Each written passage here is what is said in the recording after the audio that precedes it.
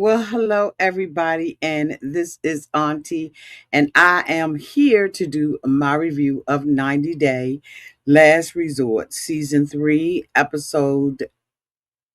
Oh my goodness, is it Episode 8? I'll figure it out when we come back. The Last Leap of Faith. Let's get into it while I find out what episode this is.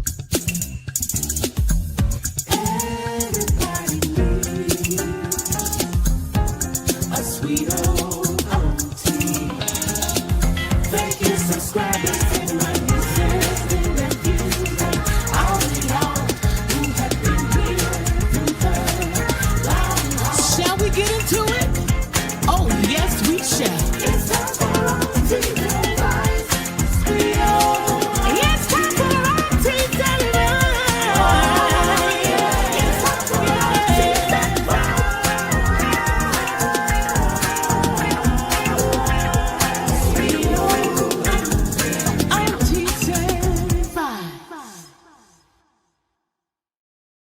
Well, welcome back, everybody. It's been a long week, and it's just the beginning of the week. I am still exhausted, cannot seem to get myself back together again. But we are here once again to do our review of this crazy show. Hello there, Nathan. Hello there, Bren, and everybody else that is in the room but not in the comments. Y'all, let's get into it. We're not even going to hesitate or wait. So we open up this episode the same way that we left it. And that was with Rebecca and Zied going back and forth. Rebecca is very angry because he used the wrong terminology and said he wanted Rebecca to be your real wife. She is basically cursing him out from the rooter to the tutor. It appears that the counselor doesn't know what to do. He's at his wit's end. I don't think that anything probably could prepare you for being around these cast members. I know I do reviews on them and have been doing reviews on them for quite some time. And I don't even know if I could tolerate the foolishness and the aggressiveness that comes out of this cast. And yeah. So they, are arguing, and she tells him what the F, what's going on, and he's how can you say I'm not a real wife? You don't have a right to say I'm not a real wife. Well, Rebecca, he is your husband. And I mean, he did mess up on his words, but at the end of the day, are you a real wife? Are you? Are you walking in your queendom? Okay. And so Zied is like, let me finish. So she's challenging him about what he said about her. And he's saying, give me an opportunity to answer the question. And so she's like, F you and all this kind of stuff. You're not a real husband to me. You're not a real husband to me. How does that feel? How does that sound? How does that feel? So when she walks away, Zaid was like, you know what? That's why I go to Virginia. So she walks away. Of course, Shekinah is in her tent, right, with her husband. And she's, talking about how much she doesn't like her and, she's rude and X, Y, and Z. And then she says to Sarper, how does he even F her? How does Sarper F you? Touche, my dear. When I tell you that this episode really show who Shekinah is, this episode really show who Shekinah is.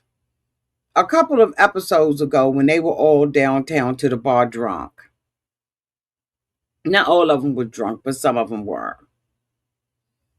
And Thais reached across the table.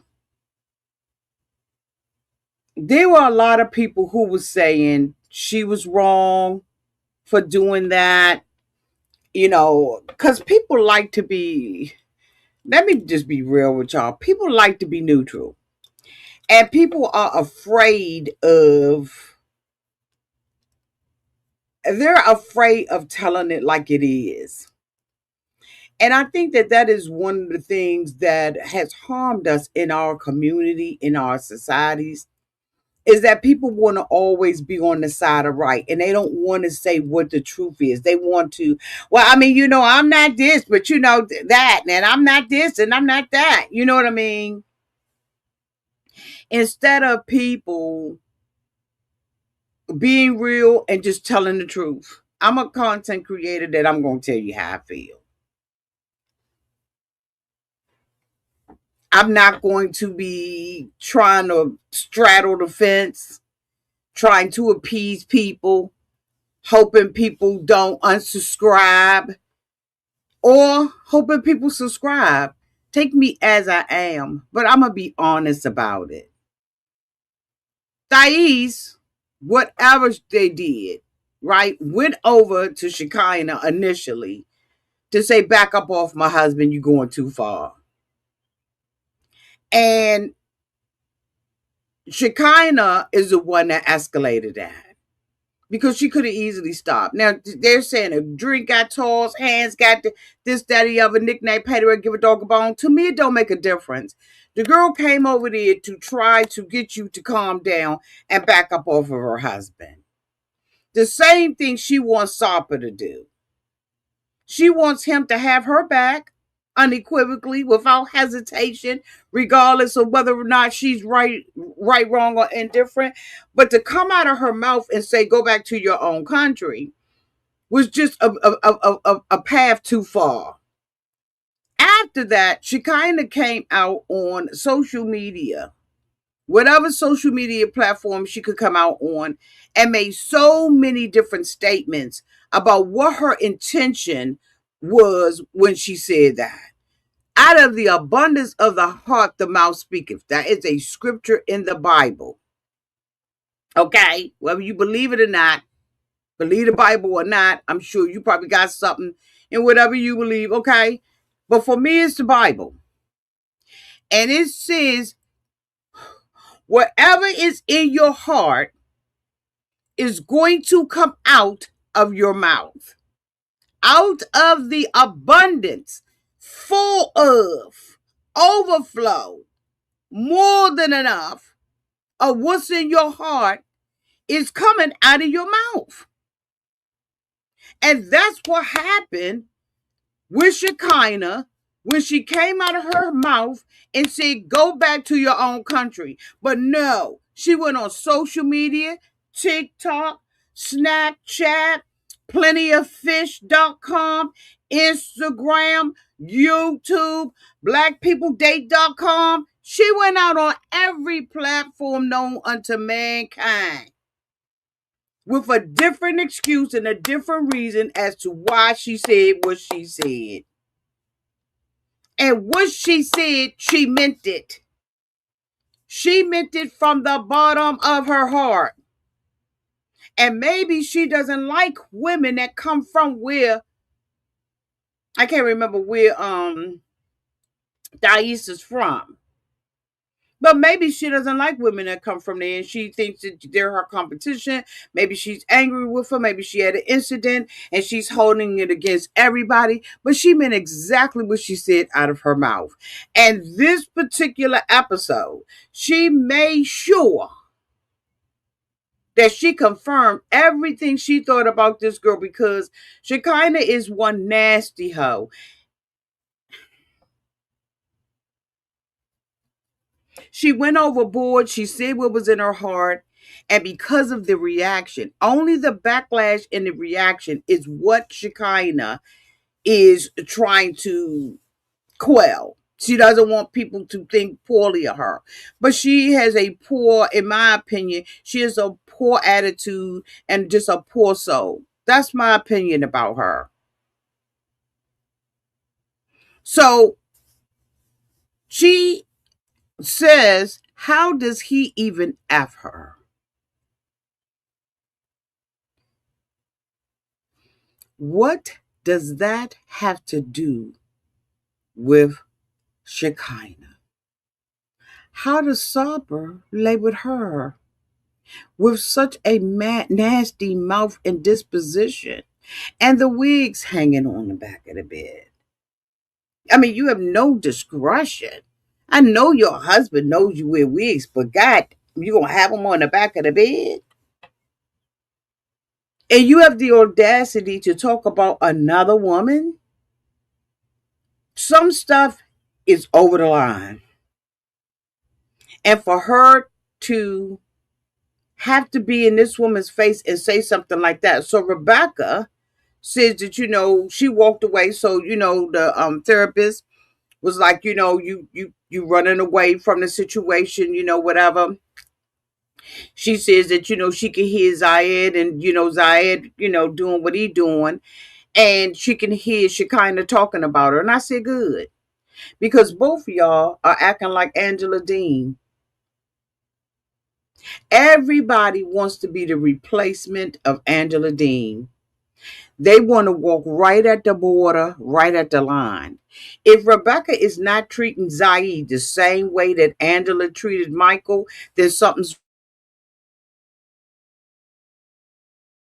She is just as arrogant and nasty and controlling and disrespectful out of her mouth. Her words are sharp. They speak death and not life into that man, in my humble opinion. She is no better than Angela. And the same thing with Shekinah. Shekinah can talk to Sarper any kind of way she wants to, but she wants protection. She doesn't care. She just wants the optics. She wants the optics of this relationship with her husband. She don't want the real husband. She don't really want Sarper to have any control. She wants the optics. One thing about Angela, Angela did not care about the optics. That's the difference between Rebecca, Angela, and Shekinah. Everybody wants to be Angela Dean and think that they're not. They want to be the villain. They want to be the hard woman, okay, that can stand up to her man and cuss him out in a single bound. Sit down. These women are just like Angela Dean.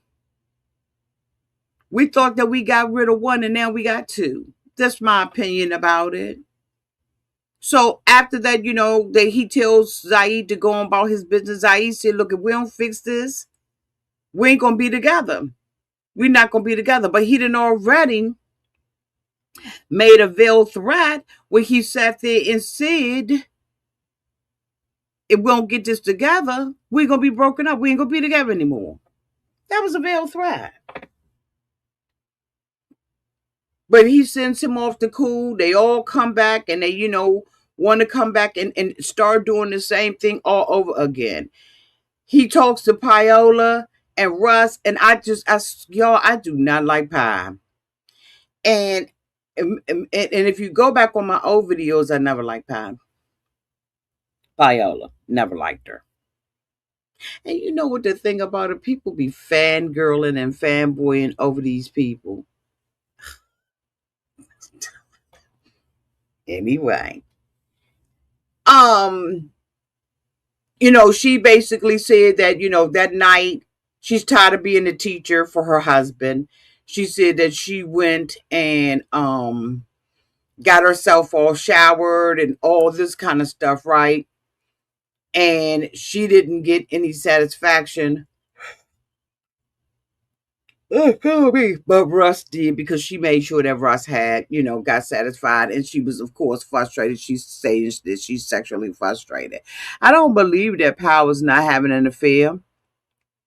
That's my opinion. I don't believe that Pal has not tried her hand at something, because when you go out into the street, right, and you're cheating on your mate. This is not for everybody, but this is just for some people.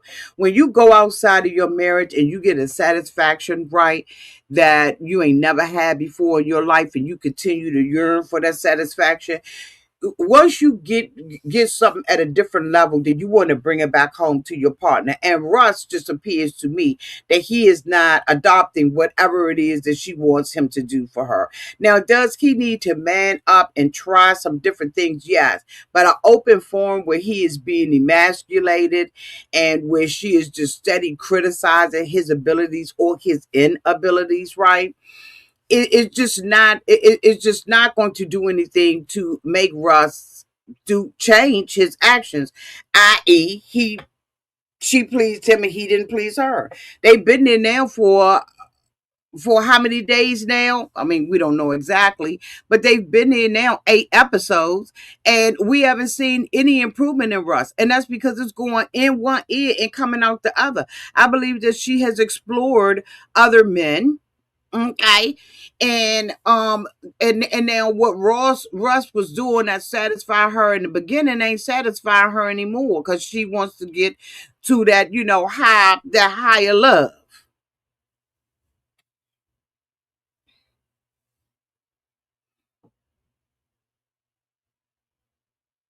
Anyway, the next couple that ended up talking was oh my God, Kara and Guillermo. I feel so sorry for Guillermo, because Guillermo is absolutely not interested in that woman at all.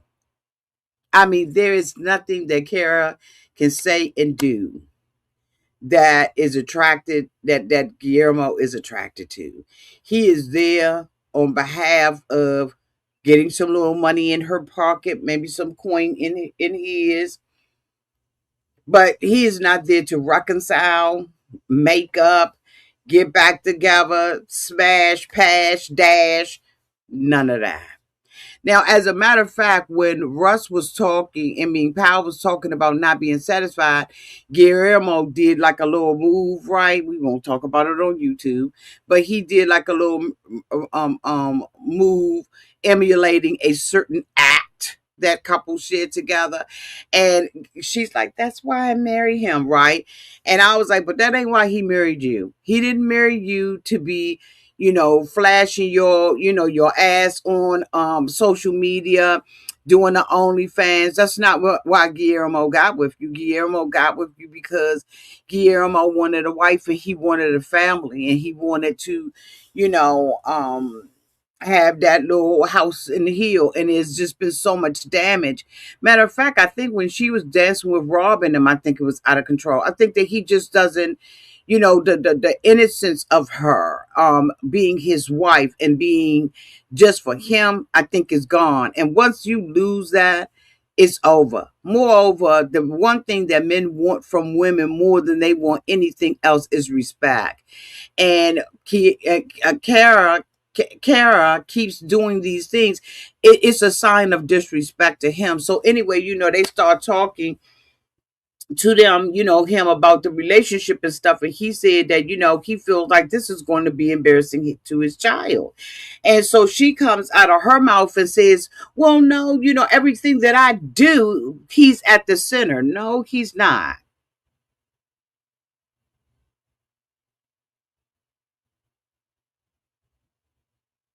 No, he's not. You didn't think about that boy. Plus, Guillermo bust her out by saying, you was doing this before we split. You just took it to another level. There was an agreement between the two of them. But she said, you don't pay my bills, you don't do this, you don't do that. Nick Nack Patter would give a dog a bone, but he was. And you still took it to another level. Moreover, Kara, I don't know why, Kara, why you don't think that we remember all of the infidelity that you had in your previous relationship. i.e., your boyfriend coming to the school dance, the homecoming dance, and exposing that, and said that he had been sleeping with you. Kara, you've always had a problem with being faithful in your past relationships, and while we have not, nothing has come out right about you just flat out being unfaithful to your husband. The act of you putting yourself on social media against your agreement is an act of disloyalty, and it has absolutely, and it would for me, dissolve the trust. I wouldn't with you no more.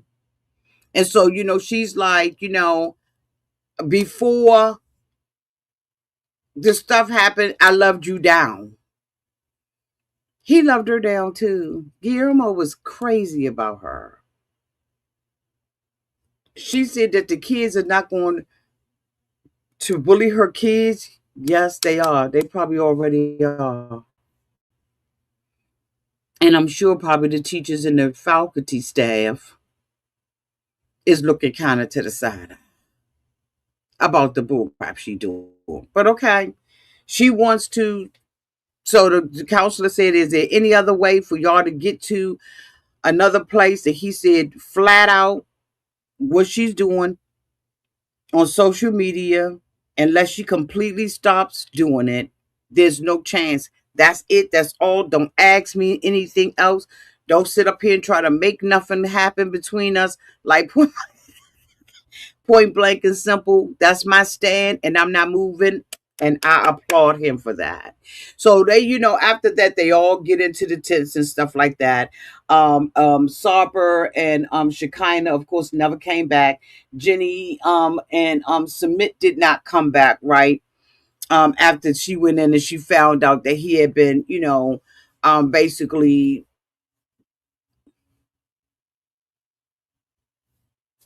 and that Sumit is a failure to me.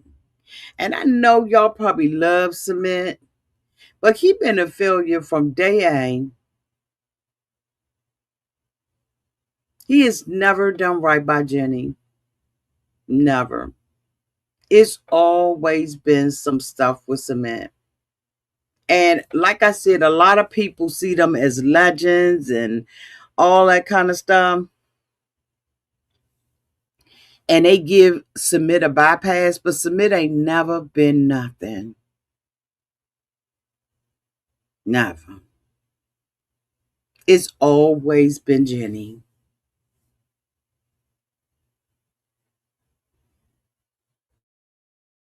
He just has never had a drive to be anything more than what he was. Even with the fake stuff, with the cafe.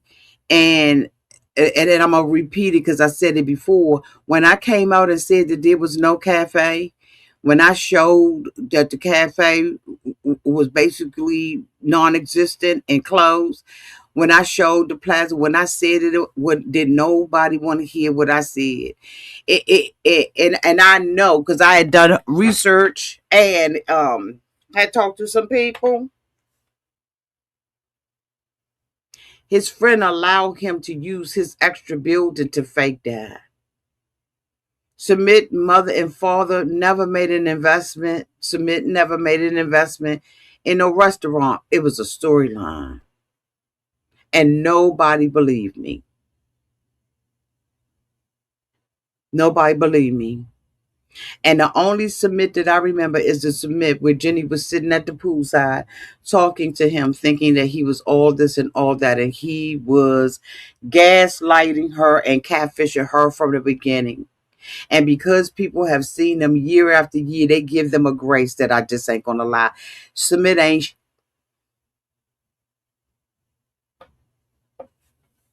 Now everybody is feeling bad, right? Because Jenny has ALS. She said during this filming, she didn't know that she had it, right? She was not diagnosed at that time. But how can she have hospital care? Jenny and Sumit did a GoFundMe and they were asking for money to help with Jenny's ALS. And a lot of people like myself was questioning why she don't have no insurance, why she don't have this, nick, nap, patty, red, give a dog a bone, why is she asking for money. Now we see that the money that they could have had, the money that they would have had, Submit has gambled $20,000 of it and has nothing to show.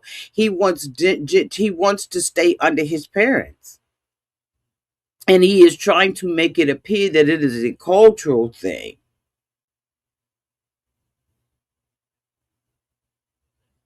Yes, children from his culture stay with their parents, but they don't stay forever. I got two that live across the street from me, ain't a parent in sight.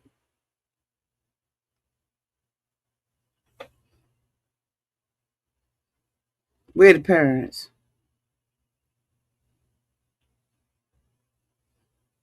Okay. And I don't mean that to be offensive. I just mean that we have to take away these excuses because we've seen them on TV, and people fangirl and fanboy for them and make excuses that I just ain't gonna do. He never took care of Jenny. And here Jenny is now with ALS, and he $20,000 in debt. If what he said is true. If what he said is true. Because we don't know whether or not it's true or not. So she's in the tent. She said something was on her legs. And Shekinah and her man, Sarper, are in there, and he's saying that it's pretty scary and it's rough. It is rough. It's camping in the woods. Lord Jesus. And he said it was all kinds of critters and different things, going. And so he wanted to be a good boy because he didn't want Shekinah to put him out of the tent. And then Guillermo and Cara says she's trying to be up on him, and he doesn't want her on him. And he's like, why you gotta be on me? And she said, I just want to cuddle, but you gotta understand y'all not there anymore. And so when you are touching somebody who is not there with you, it's very offensive. It's very offensive to touch somebody who doesn't want to touch. And so Guillermo, instead of having to fight her, and it's just a lack of respect. It's a lack of respect and lack of boundaries. And she acts as if Guillermo doesn't have a right to have boundaries with her. He absolutely does. And she is no. Anyway, so he puts a barrier between them, and she's offended by it. Girl, no need to be. No need to be. So, we see what's going on. They get up in the morning, and they begin to start cooking. And Sumit is out there with hot dogs on a stick. And he said that, he doesn't eat beef, but he gonna eat it today. Okay. And so they're trying to make the best out of a situation. They found some hot dogs and some hamburgers. I know a lot of people were wondering whether or not they really did rough it in the woods. It really looks like they roughed it in the woods, and I was very proud of that, right? Because you can at least do one night. I mean, I've gone glamping, and I'm just not a glamping kind of girl, but I did it for 2 nights, and I really enjoyed it, to be honest, and wish instead of doing glamping that I had been under a tent. So who knows? This year I may be doing it. Now I don't know. I'm going too far. Let me shut the hell up. So anyway, so they get up in the morning and they're cooking, and she kind of is now, filling the wrap for the people who don't want to be around her. She's finally feeling the repercussions of the things that she has said out of her mouth. They're all over there eating and all that kind of stuff. And at first, I was like, you know what? They still should let Shekinah and Sarper eat, right? Because the food is for everybody. But of course, the girls are sitting over there throwing shade. They so petty. They so fucking petty to keep picking with her. If you don't like her, just leave her alone. People that I don't like, I don't antagonize them. I don't, unless you make me. No, because I don't antagonize nobody. I just come flat footed, 10 toes down to the ground. and just approach the situation. But them antagonize her and Pal saying, "I'm so glad that I'm doing this with you all. I like I'm like, girl, shut up. Your man ain't even giving it to you. You got your own situation you need to be worrying about. Your man won't even give you a good 5 minutes, auntie. Now, that ain't none of your business. But they put it down here. So anyway, Shekinah and Sarper are outcast, and nobody wants to mess with them. And I think that that's bullying, and I think that that's a team effort, and I don't like it whatsoever. They should not have to do anything different than the rest of the staff is doing. I mean, this rest of the staff, cast. They should be able to eat their food and have fellowship. There should be one person who should break ranks, but no, they want to sit and be mean to Shekinah. So now they have this exercise where one person has to go up to the mountain and they got to bring themselves down off of it, but they got to pick up a matching card, right? And so each one of them have an animal, like Shekinah and Sarper had an owl, and X, Y, and Z had a fox, or whatever. And so they had to make a decision who was going to go up on the mountain and who was going to come down, and use a walkie-talkie to help their partner come down off of the mountain. Cutting through all of the red tape and all of the mess, Sarper was teamed up, not because he volunteered. He was teamed up with Thais. Patrick couldn't go because he had some surgery or something like that on his knees. And of course, Shekinah won't go. They go up on the mountain. They have to come there, propel themselves down the mountain, and they got to get these cars. And their significant other has to encourage them, give them directions.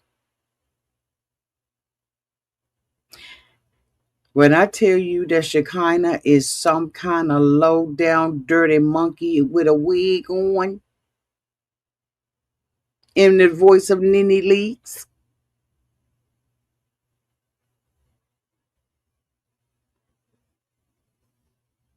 they're propelling themselves down this mountain.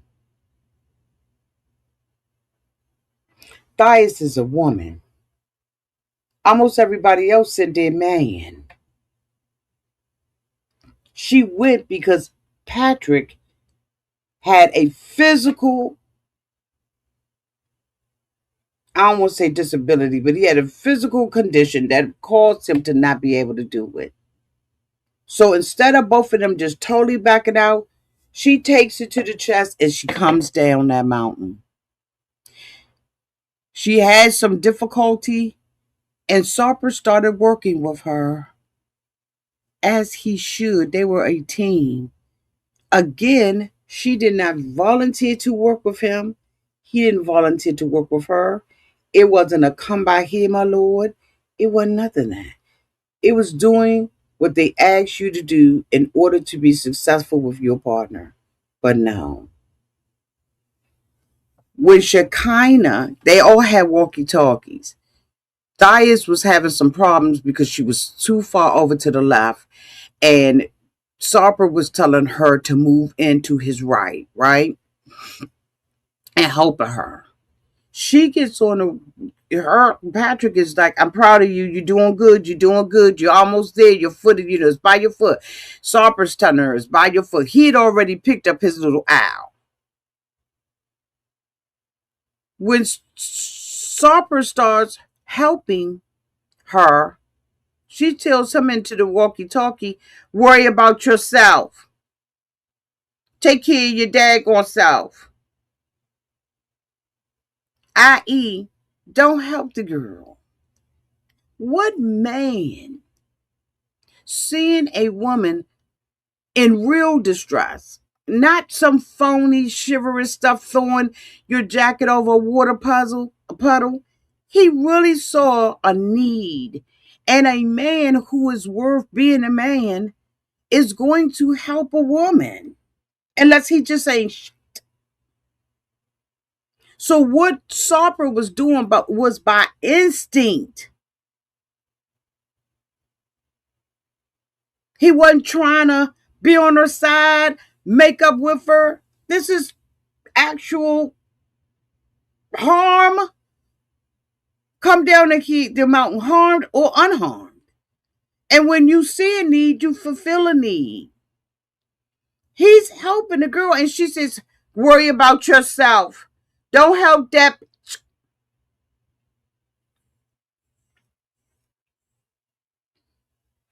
When I tell you that's a nasty, she's she sits there and talk about how trash these people are, even on social media. And this is the nastiest Angela Dean I've seen in 90 Day Fiance history.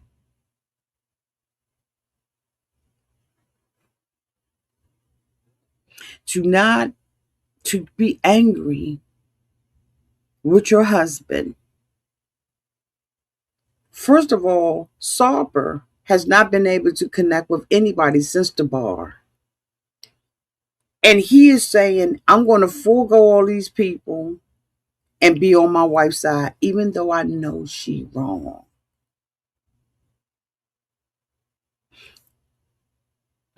I don't care for Sarper. But what he's doing is what you would expect your man to do. Have my back, boo.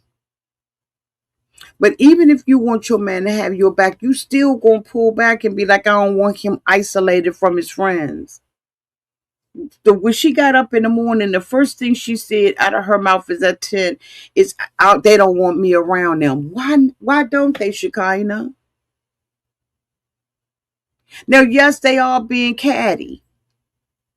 But at this point, you deserve it, because as she began to say that about Thais and wanting her to be on her own and him not help her be successful as teammates, I was like, what is she saying off camera?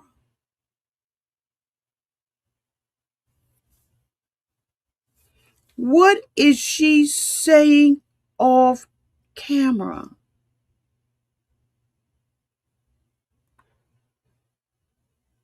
I can't imagine.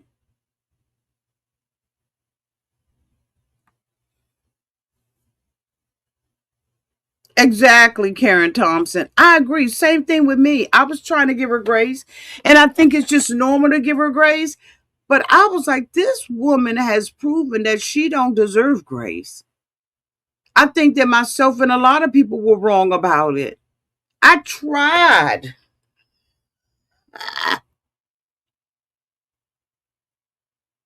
I tried to do the best I can for you.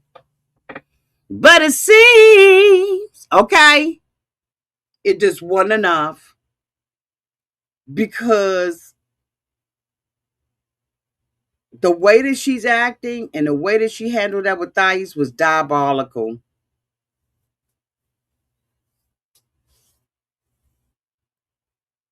It was horrible. And I was like, she's a gutter snipe. She's a straight gutter snipe, in my opinion. To want to see a woman struggle when a man is present. Then she tells him, I'm mad that you did it. You're not my partner. You backstabbed me. You ain't about. Y'all, when I say I was shocked,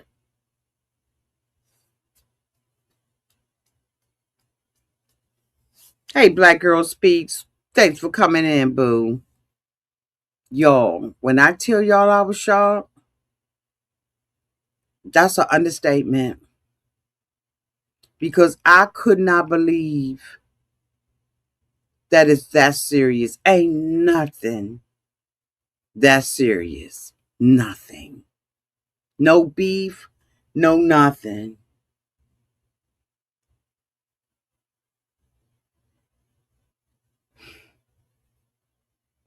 That man has sacrificed running his mouth, popping off, and she gonna sit up in his face and say you wasn't loyal.